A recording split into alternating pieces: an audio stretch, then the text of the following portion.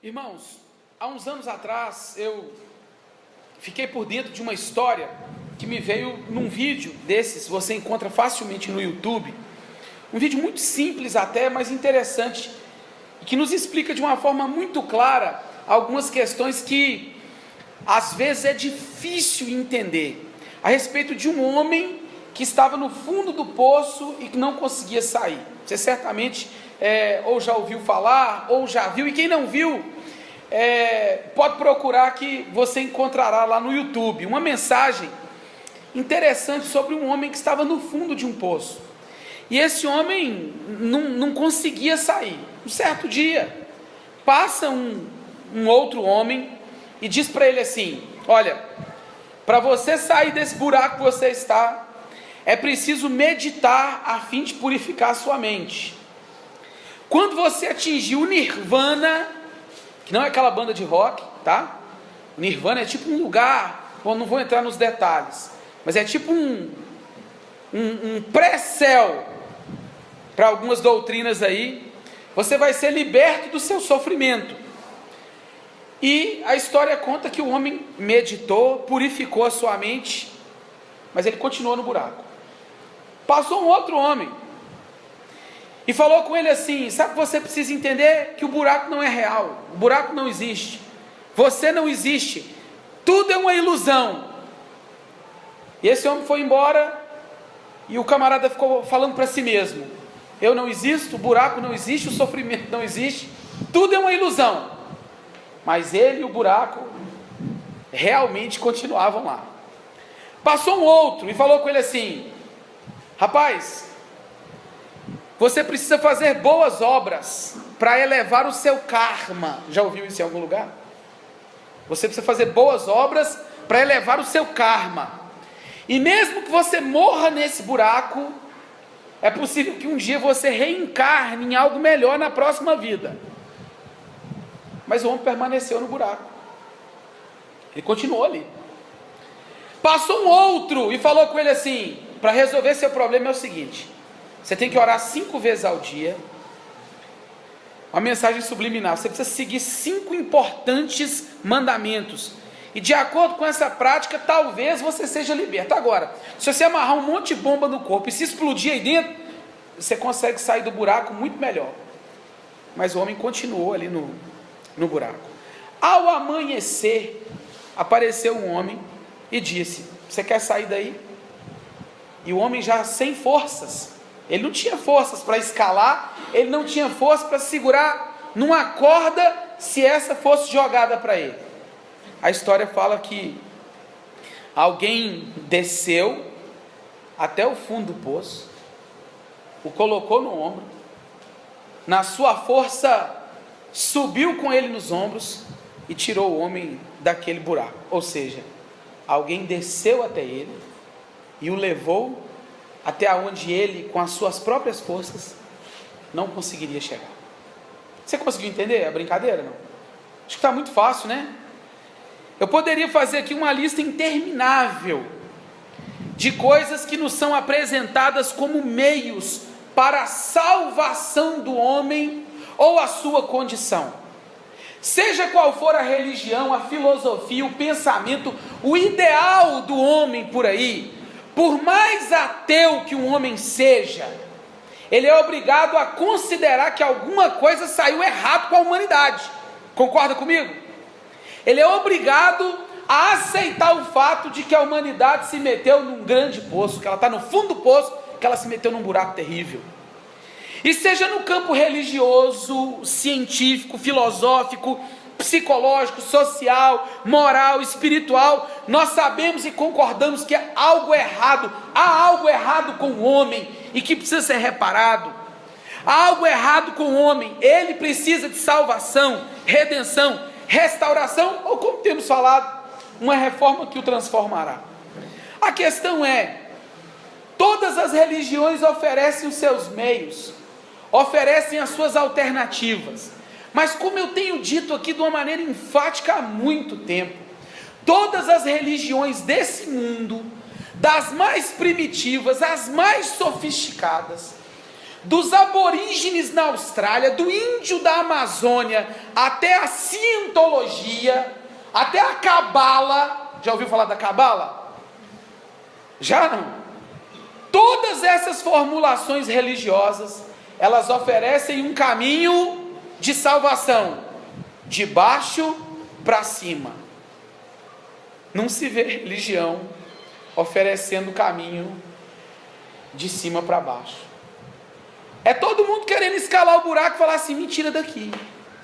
Aí nessa brincadeira do desespero humano, muita gente tenta a religião, muita gente tenta as filosofias, muita gente tenta a bebida, muita gente tenta a droga, muita gente tenta de tudo, mas continua no buraco.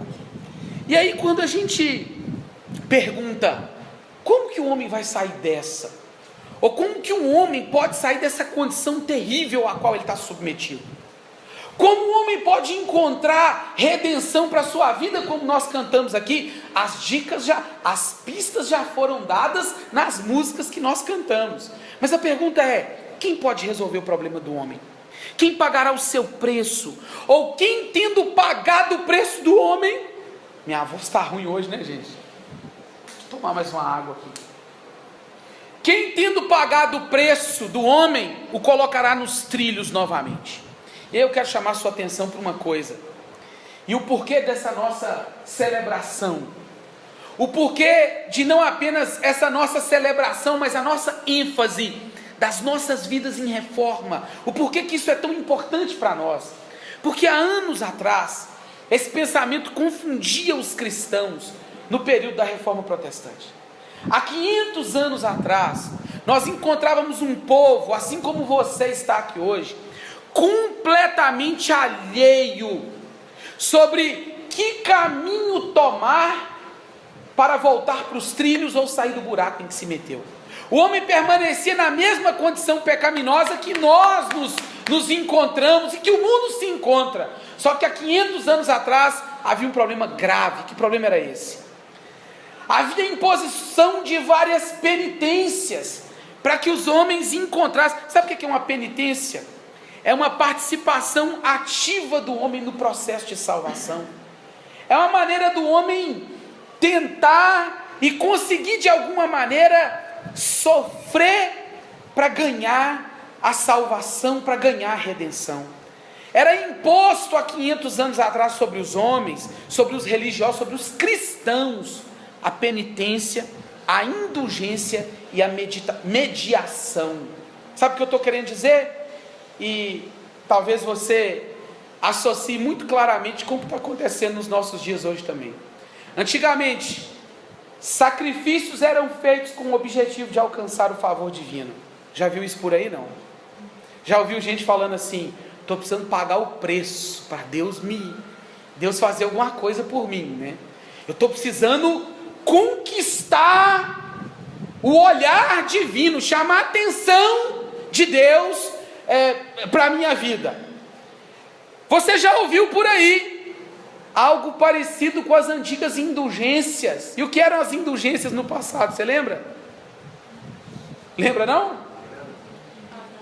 Bom, uma das coisas, né, era pagar. A indulgência era um tipo de perdão oferecido a um pecador penitente. Se o pecador chegou lá e falou assim: eu estou errado mesmo, aí o líder religioso, eu não vou falar, né,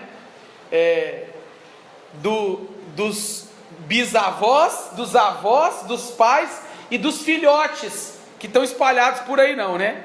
Seja ele pastor, padre, bispo, apóstolo, pai ou mãe de santo, seja lá que espécie, ele fala assim: você está arrependido? Dá aqui um dinheirinho que sua bênção está garantida. Já viu isso? Não, só 500 anos atrás que acontecia isso, né? Hoje a gente não vê nada parecido. E o pior, você já viu algo parecido com a mediação que acontecia 500 anos atrás? Onde o povo dependia da intercessão de um único homem, da autorização de uma única pessoa e de um acesso proposto por uma pessoa. para que o homem tivesse acesso a Deus. Fomos colocando intermediários, mediadores entre Deus e os homens, desprezando a grande verdade bíblica que nós acabamos de ler, que há um só o quê? Há um só o quê? Mediador entre Deus e os homens, Cristo Jesus, homem. As famosas 5 solas da Reforma Protestante, do qual nós nos orgulhamos, e que celebramos 500 anos desse tempo, em que havia uma camada grossa de poeira, impedindo os cristãos de enxergar que é tudo pela graça, é tudo pela fé, e somente Cristo pode nos dar esse caminho e nos tirar do buraco. Havia uma camada grossa de poeira, por não dizer lama, baseada nas penitências, nas indulgências e na mediação de outrem, impedindo que um cristão tivesse acesso a Deus, mediante a sua graça maravilhosa, mediante a fé e mediante o Senhor Jesus Cristo. A reforma, sabe o que ela trouxe? Ela trouxe a base para que um cristão tenha uma vida reformada diariamente, a base de que há um único caminho, amém? Há uma única ponte, há um único mediador, há uma única verdade, um único Salvador, uma única esperança e um único Senhor, Cristo Jesus. Esse movimento fez algo simples, afirmou não apenas Cristo, mas a sua singularidade e a sua preeminência. A reforma, ela lançou as bases de uma mudança alicerçada num fundamento que Pedro, na sua primeira carta, no capítulo 2, versículo 7, já tinha dito: tudo que nós edificamos daqui para frente é baseado no quê? Na pedra angular. E quem é a pedra angular? Jesus Cristo. Acredite, meu irmão, não houve, nunca haverá na história da igreja, do cristianismo e da humanidade, reforma, seja na alma de alguém, seja numa igreja, numa família, seja numa cidade, num estado, num país ou no mundo, nunca haverá uma verdadeira revolução na vida, se não for por Cristo e por Ele somente. Cristo é o eixo, é a base. Conheço muita gente falando assim: todos os caminhos levam a Deus. Já ouviu isso? Não. Todos os caminhos. Isso é uma cópia mal feita de um ditado antigo que dizia assim: todos os caminhos levam aonde? A Roma. Porque o Império Romano construiu muitas estradas. Aí alguém pegou isso e falou assim: todos os caminhos levam a Deus. Mentira. João 14,6 diz assim: eu sou o quê? O caminho, a verdade e a vida. Ninguém vai ao Pai senão por mim. Se a graça, meu irmão, como nós falamos há 2 semanas, é o instrumento e a fé é o meio, Jesus é o autor de tão grande salvação do homem, como diz em Hebreus no capítulo 2, versículo 3. Essa salvação que o homem precisa, da sua condição pecadora, do seu estado terrível, só Jesus pode descer no poço e falar assim: eu te coloco no ombro e te tiro daí completamente. Em Gálatas no capítulo 3, versículo 19 ao 20, nós encontramos a figura do mediador, como aquele que sabe, faz o quê? Ele estabelece a unidade e a harmonia, aonde há o quê? Inimizade. Eu tenho dito isso aqui, nós nascemos inimigos de Deus. O João Gabriel não, né? O João Gabriel, com poucos dias de vida, ele já nasceu inimigo de Deus, sim ou não?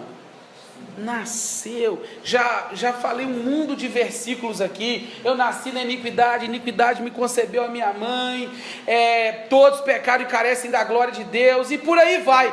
Nós nascemos com essa mancha, há uma inimizade, mas só o único mediador desse mundo pode restabelecer a paz do homem com Deus, e é Jesus Cristo. De acordo com a sua origem, a palavra mediador dá uma ideia de um negociador que atua entre um elo de 2 partes. O versículo de Hebreus, do capítulo 3, versículo 1, chama Jesus de o nosso sumo sacerdote. A versão latina dessa expressão diz que ele é o nosso sumo pontífice. Já ouviu essa expressão em algum lugar? A Bíblia, na verdade a versão latina fala pontifex. Você já ouviu isso em algum lugar? O que indica alguém que cria um acesso. E a Bíblia diz que o nosso sumo pontífice se chama Jesus Cristo de Nazaré. William Hendrickson, um comentarista bíblico, usa uma frase que para mim, comentando essa carta a Timóteo, me chama muita atenção e eu queria compartilhar com você. Ele diz o seguinte: o apóstolo toma como ponto de partida o fato de que Cristo é aquele que voluntariamente assumiu a posição entre o Deus ofendido e o pecador ofensor. Eu vou repetir. Jesus é aquele que de forma voluntária falou assim: eu vou me colocar no meio entre o Deus ofendido e o pecador ofensor. Efésios capítulo 1, versículo 10 diz que em Cristo nele todas as coisas convergem. E se nós não olharmos para Cristo, entendemos que Ele é o único caminho, o único mediador para uma reforma nas nossas vidas, definitivamente nada nos acontecerá.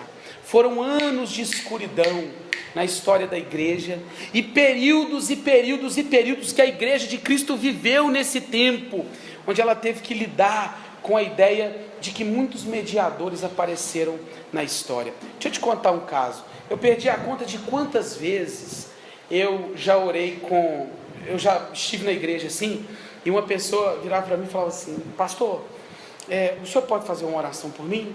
Eu disse: posso, claro. E eu orava com a pessoa. Uma outra situação, ela pedia uma oração e eu orava sem problema nenhum. Aí teve um dia que eu lembro que a pessoa me pediu uma oração, eu falei: claro, vamos orar. E tinha um grupo de pessoas perto assim, eu falei assim, eu falei assim: gente, vamos juntar aqui para orar pela fulana aqui. Eu falei assim: fulano, você podia fazer uma oração? Ele falou assim: claro. O camarada orou num fervor, mas orou numa... Sabe, ninguém conhece o coração, só Deus, mas ele orou, me parecia com tanta sinceridade pela irmã, quase que eu pedi para ele assim: ora por mim aqui também agora, fazendo favor. Mas aí quando acabou, amém, eu fui tomar uma água, nós estamos por ali, aí a irmã falou assim: pastor, vem cá rapidinho, eu queria que o senhor orasse. É mesmo, eu não queria falar, mas por que a senhora quer que eu ore? Eu sabia muito bem, nós somos especialistas em eleger mediadores, pessoas que nós acreditamos, a gente acaba acreditando que elas têm uma condição especial de nos aproximar de Deus. Eu gosto daquele pastor, aquele lá é que é bom. Eu gosto daquele irmão, porque a oração dele é que é boa. Não, o que eu gosto mesmo, sabe o que é? É daquele lá, porque aquele lá parece que ele tem uma conexão com Deus assim, parece que ele está pertinho. Bom, eu não entendo o que aconteceu conosco. A única coisa que eu entendo é o que a Bíblia me diz. E o que a Bíblia me diz e o que a Bíblia te diz é que depois de Cristo não há mais mediadores, intermediários ou sacerdotes que têm poder para nos achegar a Deus. Não. 1000 vezes não. Ninguém tem. Sejam nas suas formas pessoais. Eu vou falar aqui: pastores, eu sou um deles, tá? Padres, papas, apóstolos, guias, orixás, santos, irmãos. Não existem mais mediadores nas suas formas pessoais. É por isso que nós falamos assim: só Cristo, somente Ele é a nossa mediação, é o nosso elo, a nossa ponte, o caminho entre Deus e o homem, só Ele. E nas suas formas impessoais também: penitências, rezas, orações, indulgências, dízimos, amuletos, templos, revelações. Irmãos, definitivamente, hoje é um dia para as nossas almas descansarem no verdadeiro porto seguro da alma, que se chama Jesus de Nazaré. Só a Cristo, só a Cristo, só a Cristo, e ponto final. Ele é o nosso único mediador. A gente vive fazendo uso de determinadas coisas, elegendo pessoas, acreditando que aquele tipo de oração que você faz, não, olha, a oração boa mesmo não é a que se faz na igreja, é a que se faz no monte. Ali é o melhor lugar. Aquela oração específica é a melhor. Aquele pastor é o melhor. Aquela palavra é a melhor. Eu gosto daquela irmã porque aquela tem a revelação boa que me coloca em contato direto com Deus. Se tenta fazer isso, é o diabo, não é Deus. Porque há um único mediador entre Deus e os homens. E quem é? Jesus Cristo. Se alguém pensa comigo, isso é o que a Bíblia nos diz. Se alguém nesse mundo acreditou ou te convenceu em algum momento que poderia te colocar em contato direto com Deus, essa pessoa, ela está mais para anticristo do que para um irmão de fé. É isso que a Bíblia nos ensina. Nós precisamos ser tomados hoje pelo Espírito, de que se nos resta alguma dúvida sobre a singularidade de Jesus, de acordo com o que a palavra nos diz, nós não podemos negar a sua preeminência, a sua grandeza, o quanto Cristo, no decorrer da história e da humanidade, está acima de todas as coisas. É por isso que não tem reforma na vida. Você vai tentar fazer isso externamente. Você está com um problema no seu casamento, você vai tentar uma reforma. Você está com um problema pessoal, você vai tentar uma reforma de fora para dentro. A gente tenta um mundo de coisas e se esquece que a grande verdade bíblica sempre apontará para Jesus e para a sua cruz. É a Bíblia dizendo assim: você quer uma nova vida? Olhe para Cristo. Você está precisando de um milagre? Olhe para Cristo.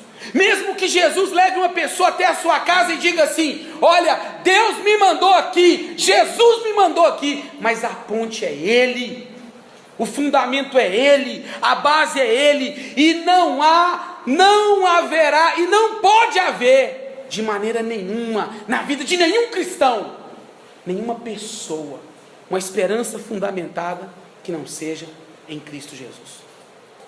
É a esperança em Cristo que nos fará entender que Ele é singular e preeminente.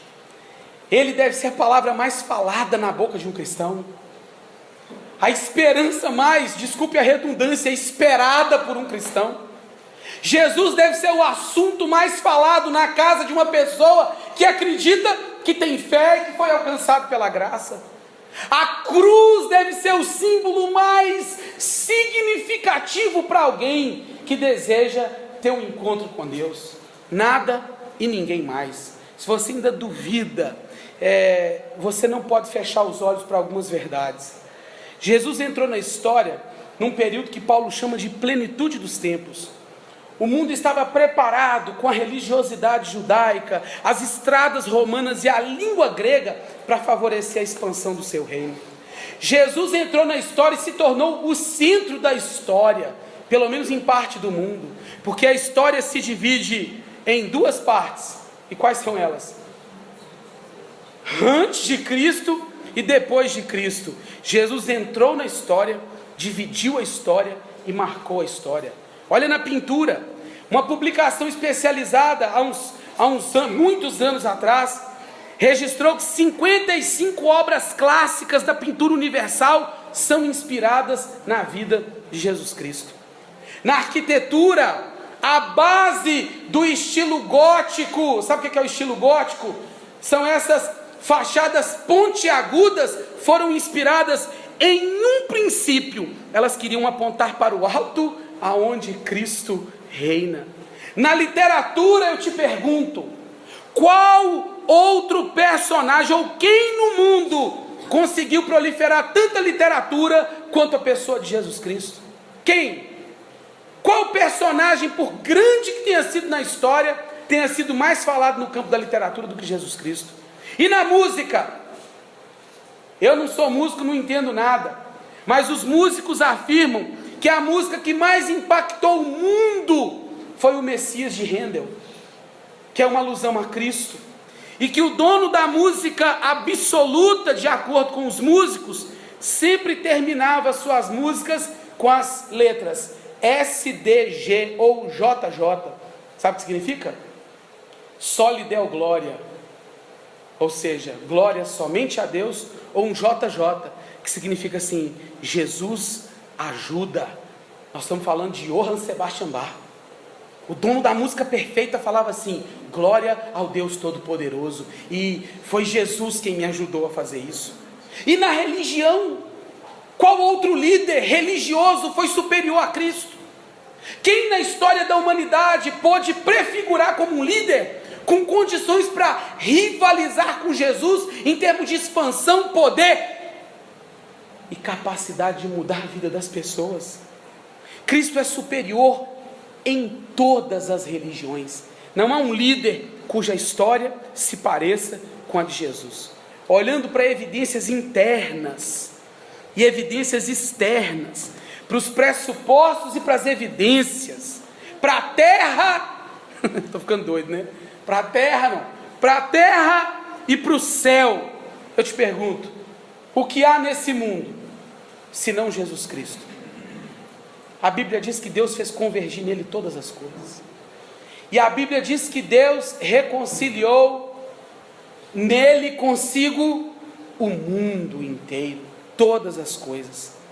Grave o que eu vou falar. A graça que nós falamos há 2 semanas atrás, é Ele quem dá. E me escuta, graça sem Cristo é bugiganga, é mercadoria, é graça barata, não vale a pena. Eu ouço muita gente por aí afora falando de uma graça que é conferida ao pecador, aquele que busca a Deus, aquele que quer uma bênção.